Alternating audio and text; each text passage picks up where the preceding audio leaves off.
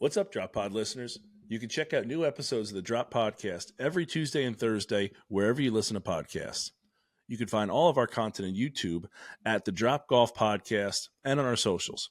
That's Instagram and Twitter at the Drop_pod. No matter how you consume us, like, subscribe, rate, review, all that good stuff. Follow and listen along. This episode is presented by All County Exteriors. Discover the excellence of All County Exteriors, a third-generation leader in premier exterior home remodeling, proudly celebrating over 40 years of success. While most remodeling companies last just 5 years, All County Exteriors has withstood the test of time, consistently delivering top-quality roofing, siding, windows, and doors. Their expertise extends from small repairs to large additions, serving homeowners and builders alike. More than just a construction company, All County Exteriors is deeply committed to community service, proudly supporting organizations such as the Make-A-Wish Foundation, the American Cancer Society, Roofs for Troops, and Parents of Autistic Children. If you have planned to do any exterior remodeling, call the experts at All County Exteriors for a free, no-obligation estimate for your project. Just call 732-370-2780 or email them at info@allcountyonline.com. That's 732-370-2780 for All County Exteriors for all your remodeling needs.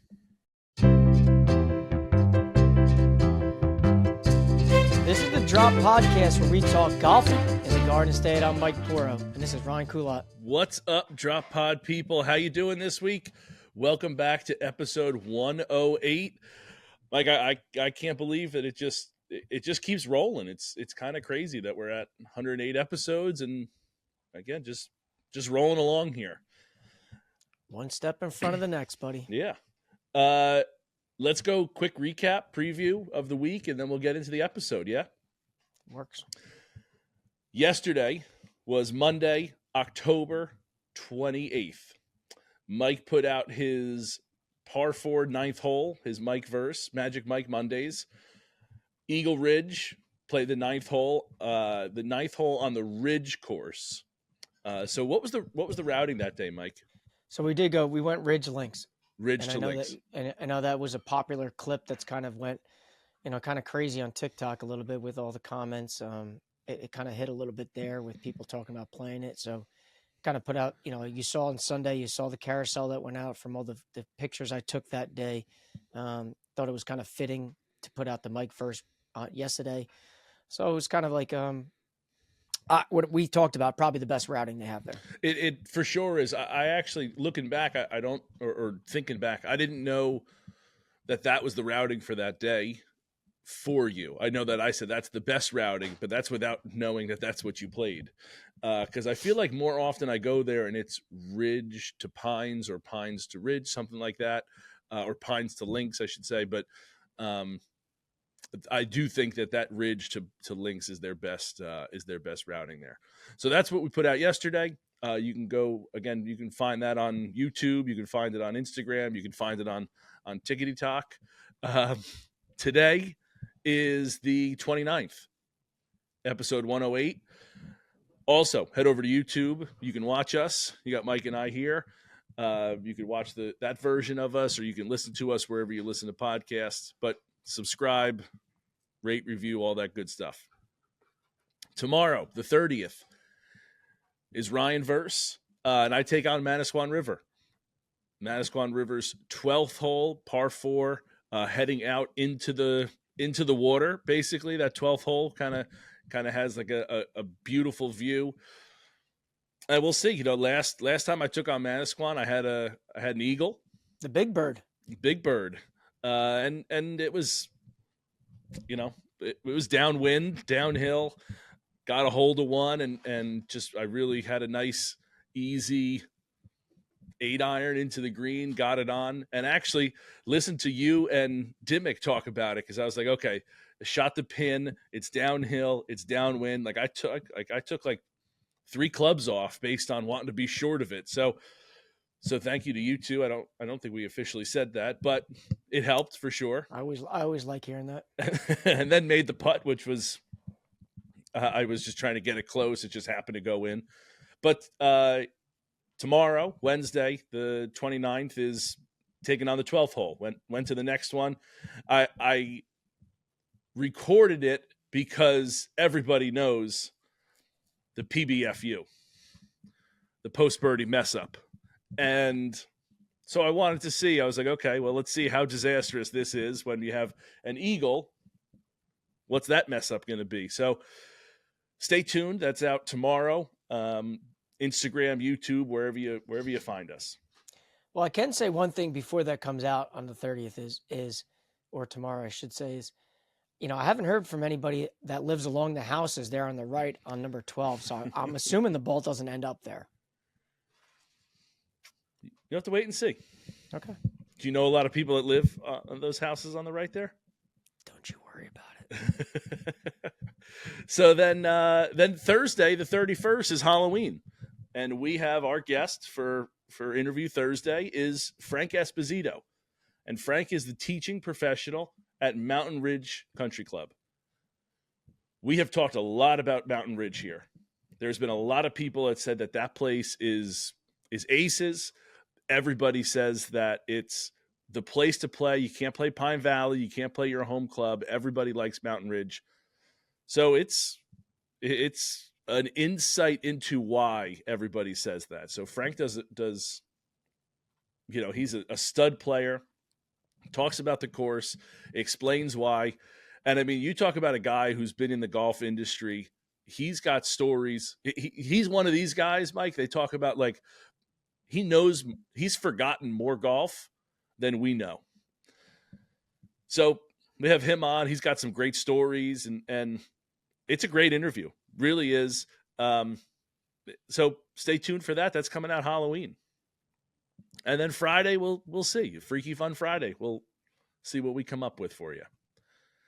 But there's a little recap preview of what we got going on.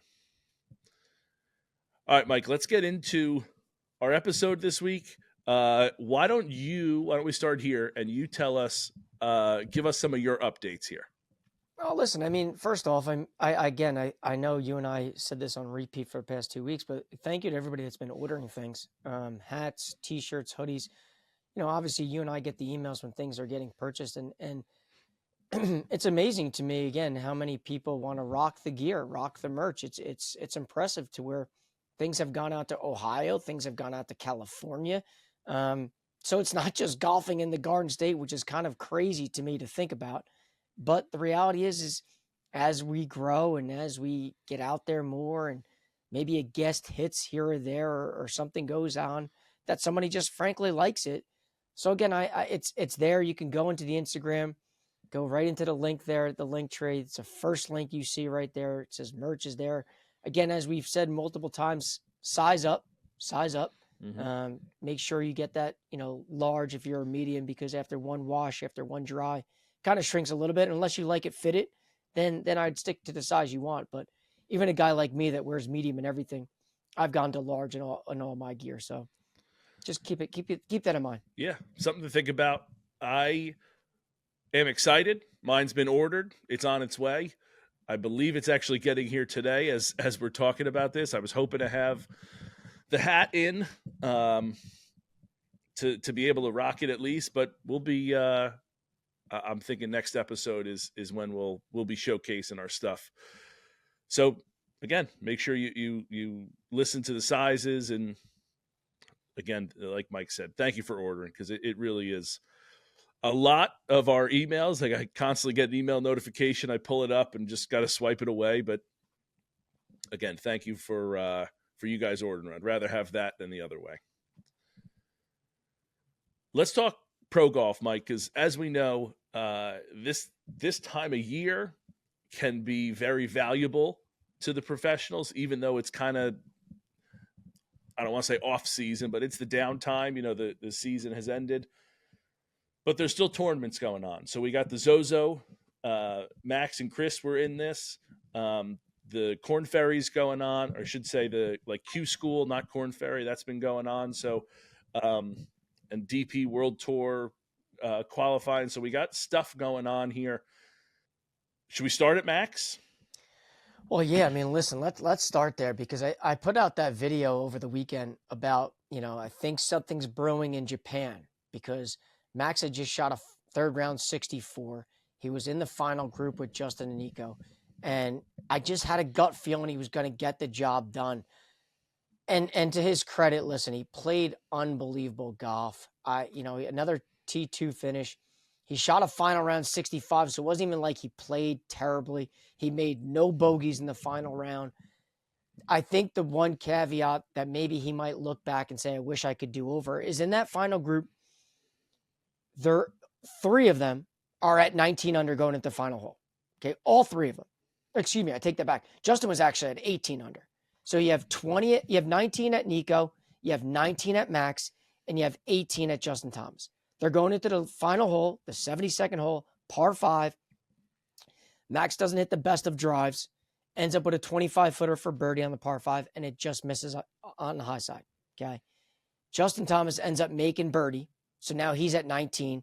Max is in the hole at 19. Nico has a 3-footer for birdie after getting on in 2, hits his first putt from 40 feet to about 3 feet, ends up making the 3-footer for birdie and wins the tournament for his second career win.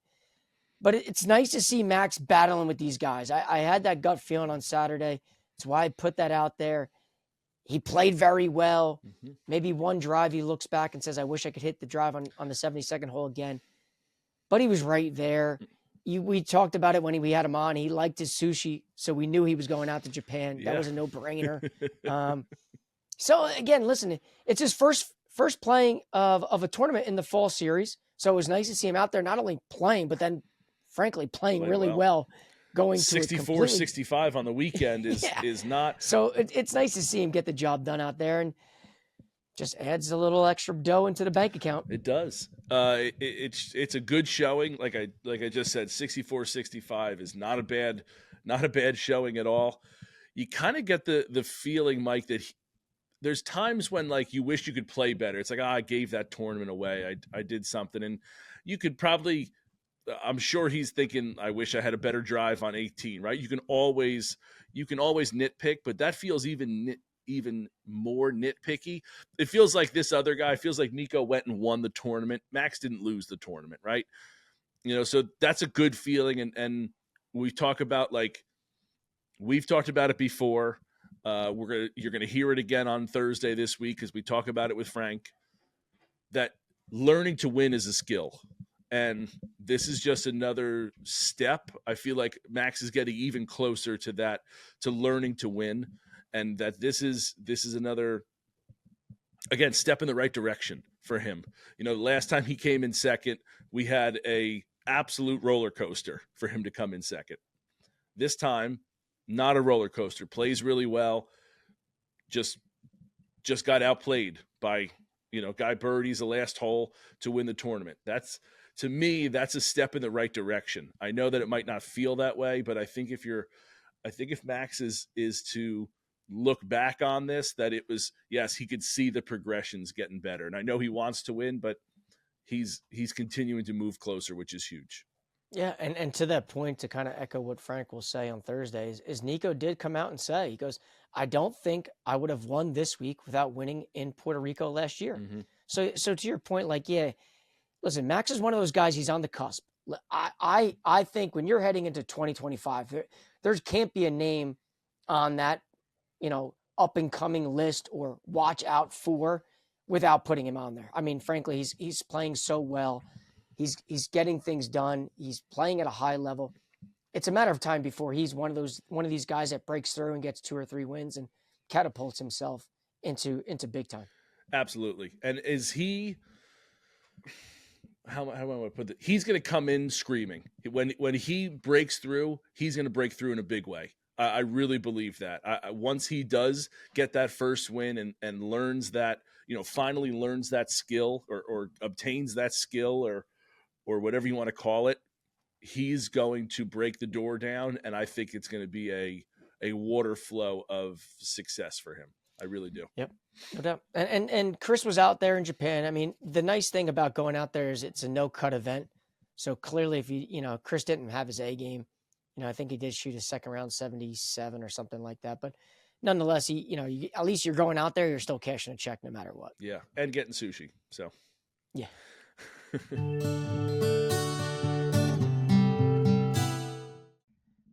Tired of your sock drawer looking like a 50s television show? Then it's time to try socks by Leverett US. With their vast array of color options and superior design, it's the only sock that you will ever need.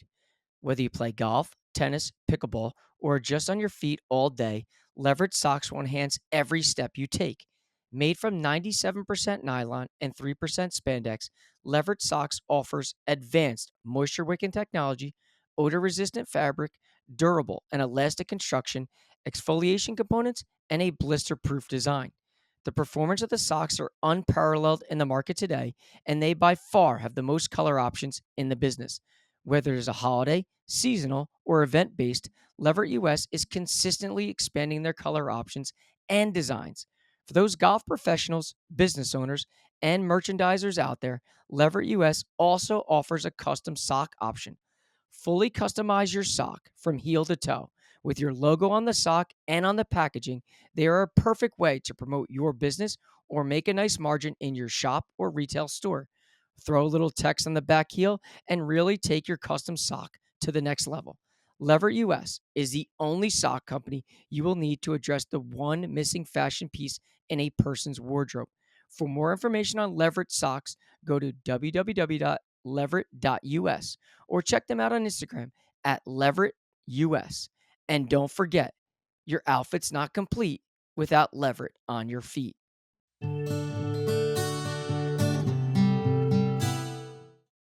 Does Max qualify for rookie of the year this year, 2024? Yeah. It's his rookie year, I mean, right? he's in the running for rookie of the year, 100%. Yeah. 100%. Would you know when I those just come think out? the one thing that's holding him back is he didn't win. Did any of the other rookies win? Oh, yeah. Okay. Yeah. So it'll be interesting. I mean, they haven't released player of the year yet for the PGA Tour. They haven't released rookie of the year. They haven't released like comeback player. That stuff has not come out yet because I think they wait until the season's over. There's still 3 more fall events that upcoming. And I think that kind of wraps up come December when all the accolades come out. Yeah. He's going to be in the running. I don't know if he can win it. Yeah, I would think so. I mean, you don't have 2 top 2 second place finishes in a year. He's got another top 10, I believe. Yeah, it just feels like his name's got to be at least thrown around there. Let's talk under, the minor leagues. Let's talk Jack Wall. Jack missed the cut at his first stage at Q School. What does that mean, Mike? Well, I mean, honestly, that means where does he go from here now? He's gonna, if he wants to play any Corn Ferry Tour events or PGA Tour events, he's gonna have to go Monday qualifying for those. Okay. It's just, he didn't play bad at first stage. 7 under got in. He shot 3 under after a couple rounds, so he was right there. Just missed the cut by 4. To give an update on Jack, this week, I guess towards the end of the week, he's out for the second stage of DP World Tour. So hopefully that continues to go well. And listen, worst case scenario, he goes a different route, which is fine. I mean, Brooks Koepka did it. Guys have gone out to different tours and eventually come over here. So really what it's like for Jack is hopefully he gets through second stage out there and gets the job done. I will say this. I know I see this in your notes, but like our guy, Melan Dhaubhadel, he got through first stage. Yeah. And he fired a smooth little 14 under in a couple rounds. So he's heading off. I was DMing with him this weekend. I told him congrats. He's off the second stage. He's crossing his fingers. It's down in Alabama. So I think the vibe I got from him is that he kind of knew the course down there. But it'd be nice to get a somewhat of a Jersey guy, quote, Jersey guy. Yeah. Jersey on ties. the PGA Tour. Yeah, Jersey ties. Fair point. There you go. So, yeah, Milan's playing good golf. Yeah. I was curious what that meant for Jack. I know he missed the Corn Ferry Tour. So does that mean he's off, or is there another avenue? It seems like and we talked about this actually before we started recording. There seems to be there's a lot of different rules for various different things here. And I didn't know if that was same thing for the Corn Ferry Tour. I know he's got the DP World Tour. We talked about that. That was in Spain earlier this month. Then he had a month off before the second stage, so he's got that coming up the end of this week. I believe it starts Halloween. So good luck to Jack. And then, like you said, Melan playing really good, moving on his second stage, and hopefully he can continue to make moves. That would be great to see him on the Corn Ferry Tour. And again, another guy with some ties that we have connections with. And also, he's got a couple Jersey connections there. So if we continue to work our way downward here, Mike, if we go from the professionals to the majors to the minors to we'll call this the Cape Cod Summer League, I guess, a little local. More amateurs, a little local. Player of the Year for New Jersey came out, and two of our people won it, right? Troy Vannucci and Ami Giancondotti both won Player of the Year for the men's and women's. So congratulations to them. Big time shout out. I mean, Troy just seems to continue to roll through top 10s. Every time that we look, it seems like he's up in the top 10 or coming in, playing well. I don't know if he won as much as he would like to this year. I know I saw him win a couple things, but I don't know if I don't know exactly his schedule. I bet you he wishes that he won or played better in a few things, but I'll tell you, he always plays well enough to get up there, and good for him. Back-to-back Player of the Year for Troy, playing at a Little Mill, fun little place. Listen, he played good golf, and when you think about when Troy was a guest on the show, do you know this is episode 108? Do you know what number Troy was on? I'm so glad that you have the answer for this because I was actually curious as to what episode we had him on. I'm going to guess we had him on episode 25. Okay, so listen, I think I know the answer, and now you got me worried that I'm going to be wrong. So I feel like I got to go check it. So this is going to be a great audio for a podcast, but I'll tell you what I think the number. Oh no, it can't be 25 because I think the number's 7. I think he was on our 7th episode. So I'm going to count them. Okay.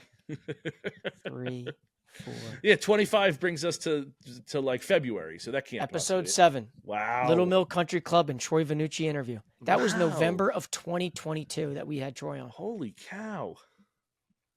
I think it's time for a time for a little 2.0. Yeah, it is. We gotta talk to Troy. But listen, back-to-back honors on Player of the Year. Named after another former guest of our shows, Mr. Housen. It's called the Robert Housen Men's Player of the Year Award. It's nice to, get two people in that little thing there. And to your point about Ami winning, listen, making history there. It's her 3rd Player of the Year. It's the first time someone on the female side has gotten 3 Player of the Years. Wow. That's wild. And still in college. In theory, she's got a long career left of winning there. Yeah, that's that amazing. award might be named after her. Yeah. For you're not joking. I know. I was actually being serious. Do you know what Ami's future is? I haven't followed up with her, and I know you're constantly DMing people, but is she? I mean, she's. I would be strictly speculating. Yeah. But I don't have an answer. My guess is that there's got to be some sort of trying for the LPGA Tour if she has that drive or motivation or desire, pending this business of hers doesn't kind of explode. Yeah, but she finished her fall season. She's still got her spring season, so she's got a little bit of time left at Auburn there. A little bit. But yeah, I wonder what her things are for after. Well, again, nevertheless, Troy and Ami, congratulations. Good for you guys. Mike, I did want to circle back to something as we get away from our, from our recap of the professional, those that are playing good golf as opposed to what you and I do.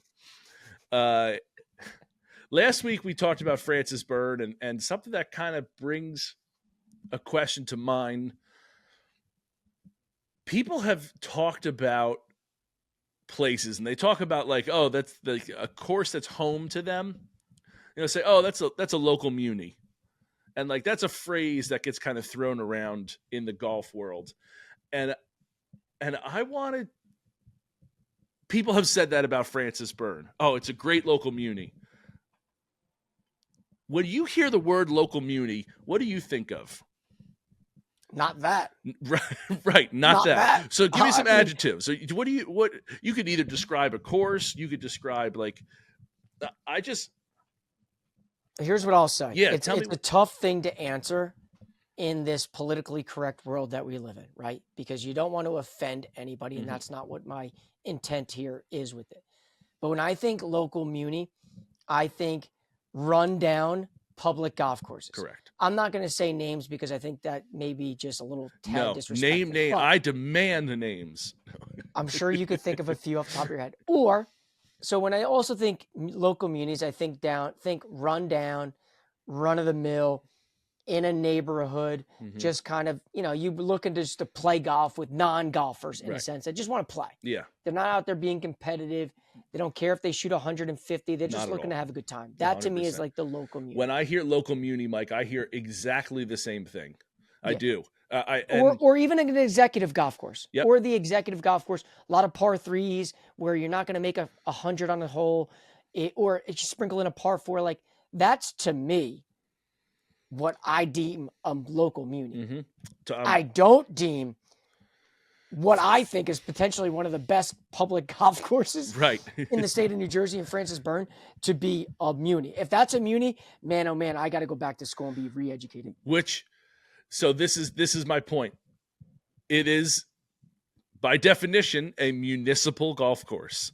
The town, Francis Byrne is owned by the town. It's a municipal.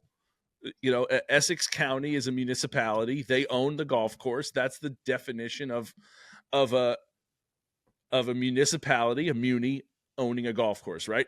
That's insane. That's insane. But to me, when I hear local muni, I'm with you. That's like a course. It's run down. It's beat up. It gets public there. That's out there because they own some clubs and they want to drive a golf cart basically, or they want to drink outside, or they're there just to, the golf is maybe tertiary. Yeah, they're there for the social aspects. They're there to hang out with friends. They're there to drive a golf cart. They're there to have some surf sides, have some gimme cocktails, have some drinks, and shameless plug to Gimme Cocktail there. And then they're there to golf. They're there to do all these other things. Golf's the last thing that they're doing there. Listen, Francis Byrne is not that. Is considered a local muni. It's not. I'm not considering it a local muni either. I need to go live in that county. But I need to pack my bags, find something I can afford, because, oh my God, I don't have that local muni where I live. No, but that's what I'm saying. I think it's an interesting point, because that, again, technically falls under a municipality that owns that place, that runs that place.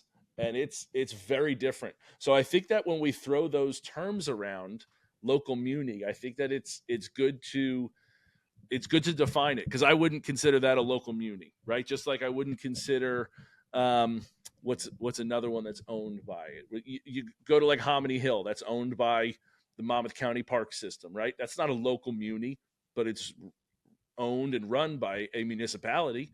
So I think that that's something that needs to be taken kind of into consideration when you throw words around. Is like, when we say local muni, it's not a very flattering term to people when they say, hey, this is, hey, my local muni is this. That's like, hey, my local watering hole is the bar from Cheers. It's like, okay, it's kind of divey. We got that, right? So it's something that I think I saw thrown around a little bit, and I don't think Francis Byrne falls under that. And it was just something that kind of caught my eye when someone commented on it, or someone messaged us it was something that, like, that's not a local muni, and I think we need to bring up the topic. Yeah, I mean, I guess in some aspects I can understand why people call it that, because the base definition of how you explained it is accurate. Mm-hmm. But to me, I don't put it in that ballpark. No. Not even a little. Because of maybe the condition of it, maybe the way they take pride in it. And not to say that, quote, local munis don't. It just is different. And anybody that's going to argue with me is, you're basically lying to yourself. That if you and I threw out names right now of certain spots, you'd say local muni. Mm-hmm. You'd say golf course. Yep. You'd say local, which is nothing wrong with that. And I don't want to give off the perception like, oh, you're too good. Listen, I would go play anywhere, frankly, if I had the time and to go do it. I grew up on those local munis, right? That's where everybody gets their start, right? There's a reason There's they a have reason. a place. Exactly. Yes. And I just don't think that there's some golf courses that might fall under the technicality of run, owned, organized, like the people are government employees, like the municipality is, but they're not falling under that slang term of local muni. They're just not. I agree.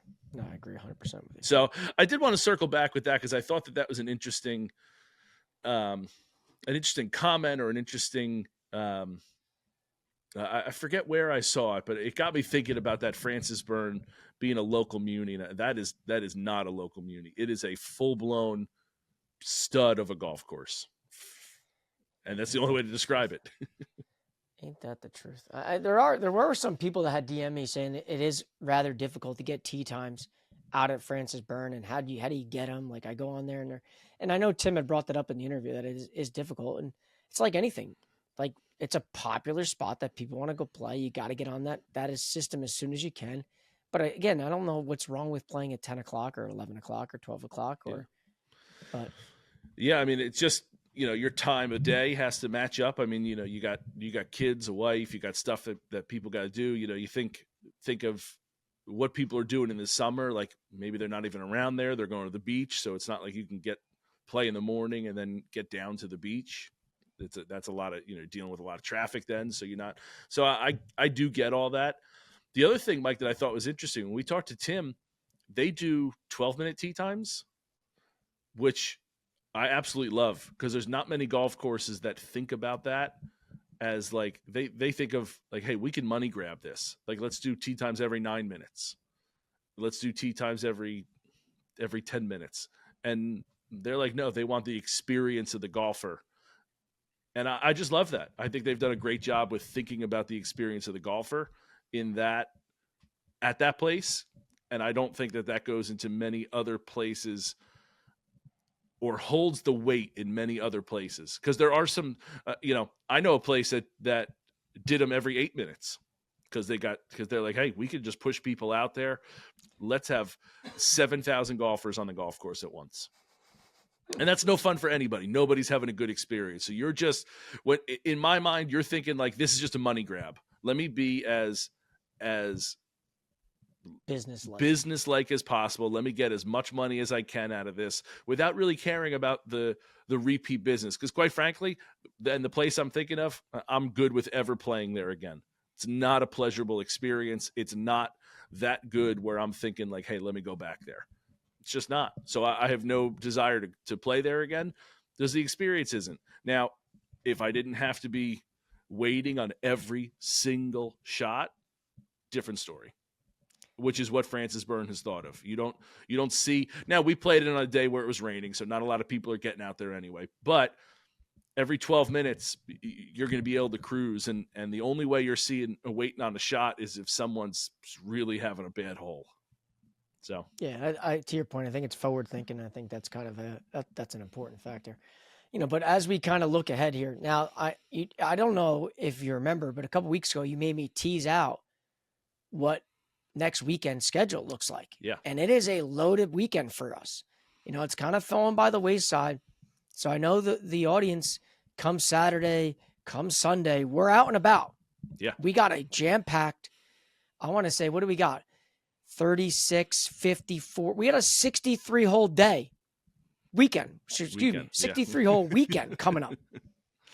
I mean, yeah, we are jam packed. We got 27 at Ridgewood. We got 18. Listen, we're gonna go play Hendricks Field. 18 on Hendricks Field. Another one of those Essex County golf clubs. We talk so highly about Francis Byrne. I can't wait to see Hendricks Field. Looking forward to it. And then we're going over to your favorite golf course somehow in the entire world, North Jersey. So are you ready for next weekend? I am very ready for next weekend. Very excited. I don't know of a better way for us to finish our season, really, because posting season ends November 15th. Yeah, I want to say it's like the 13th or 14th, actually. So Wednesday, Thursday, Friday, whatever that is in November there. If it is, I mean, the 14th is a very special day So maybe it's the 14th, but I'll tell you, it's a like we're coming up on the end of the season here. We're running out of days. We're running out of daylight. So to end our season this way is really like we're hitting it the best way we possibly could with those places. I mean, Ridgewood, top 5 course in New Jersey, North Jersey, which everybody knows I absolutely love. Hendricks Field, a place that I'm very excited to get to. When we talk about Tim and he was, talking about it, comparing it to Francis Byrne, like we're let's go see it. Let's go check it out. I'm very excited to do that. So yeah, I couldn't be more excited. I'm really, it's going to be a great weekend. November 14th is the final day of posting. Is it? It is. So it is. It's a special day for a lot of reasons. It's a good day. But listen, big weekend. Yeah, I'm sure people are going to see a lot of things posting on Instagram and things like that about where we're at, what we're doing. And obviously, what we're going to do is we're going to chat about each one of them. So you'll hear a lot of content, a lot of reaction, I guess I should say, a lot of recap. And then you're going to see a ton of content that's coming out from all these magical spots that we're going to, because I mean, man, oh man, it is going to be a special weekend of golf for us. It really is. And even some that like, we're going to try to do our best to keep pushing the envelope on what we can produce for you guys. We just came up at Yasna Polana. We were like, hey, let's both record this hole. Let's see how we do. So kind of out of thin air, Mike and I created the Mike versus Ryan series. We're playing par 3s, and really a neat idea. And we've talked about how we both like par 3s. They always seem to hit a little bit differently than other holes, because it's kind of its own amphitheater, right? It's kind of its own.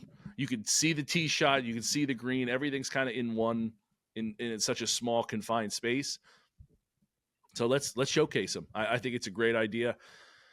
So we got other stuff coming out too. So stay tuned. That's going to be unloaded throughout the winter, I would say. Yeah. Yep. Stay tuned. A lot of good things ahead. A lot of good things.